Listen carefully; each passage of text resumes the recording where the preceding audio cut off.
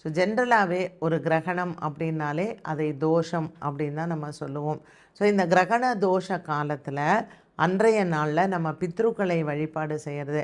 நான் தான் வந்து ஏற்கனவே தை அமாவாசைக்கு பண்ணிட்டனே அப்படின்னு சொல்கிறவங்களும் இருப்பாங்க. ஸோ தை அமாவாசைக்கு நீங்கள் பித்ருக்களினுடைய வழிபாடு செய்தாலும் கூட இந்த மாசி மாதம் அமாவாசையில் கண்டிப்பாக நமக்கு ஒரு கெனத்த நாள் அப்படின்னு சொல்கிறது. ஸோ ஜென்ரலாக நம்ம இங்கே சென்னை மக்கள் எல்லாம் பார்த்திங்கன்னா இந்த மாசி அமாவாசை வந்து நமக்கு மசான கொல்லை அப்படிங்கிறது ரொம்ப விசேஷம். ஸோ அங்காள பரமேஸ்வரிக்கு ரொம்ப ரொம்ப ரொம்ப உகந்த ஒரு நாள் இந்த மாசி அமாவாசை.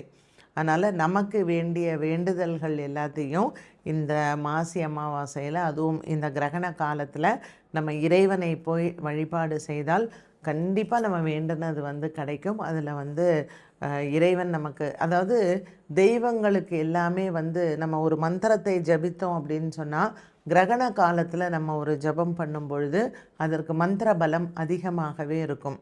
அதுவும் கடலோரத்தில் நதியோரத்தில் இருக்கக்கூடிய ஆலயங்கள், அங்கே இருக்கக்கூடிய தெய்வங்களுக்கு பலம் வந்து அதிகமாக இருக்கும். நீங்கள் பார்த்திங்கன்னா அன்றைக்கி கடல் சீற்றம் அதிகமாக இருக்கும். நதிகள்லாம் நம்ம வந்து ஆறுகள்லாம் வந்து பார்த்திங்கன்னா சில இடங்களில் வெள்ளப்பெருக்குகள் அதிகமாக இருக்கும். ஒரு சுழல்லாம் இருக்குதுன்னா அங்கே அந்த வாட்டர் கரண்ட் வந்து ஜாஸ்தியாக இருக்கும்.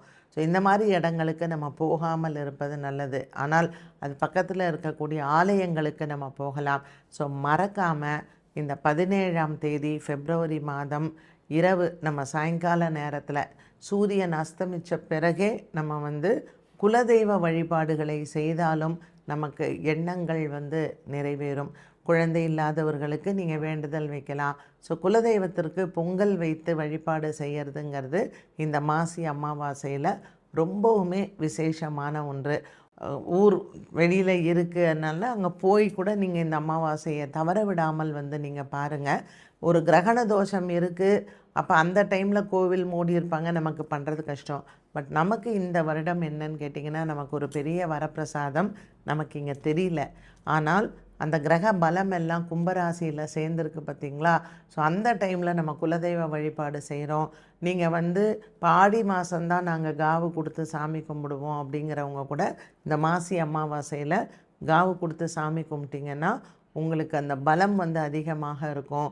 அதே மாதிரி உங்களினுடைய எண்ணங்கள், நீங்கள் என்ன பிரார்த்தனை பண்ணுறீங்களோ கண்டிப்பாக இந்த பிரார்த்தனைகள் எல்லாமே நமக்கு நிறைவேறும்.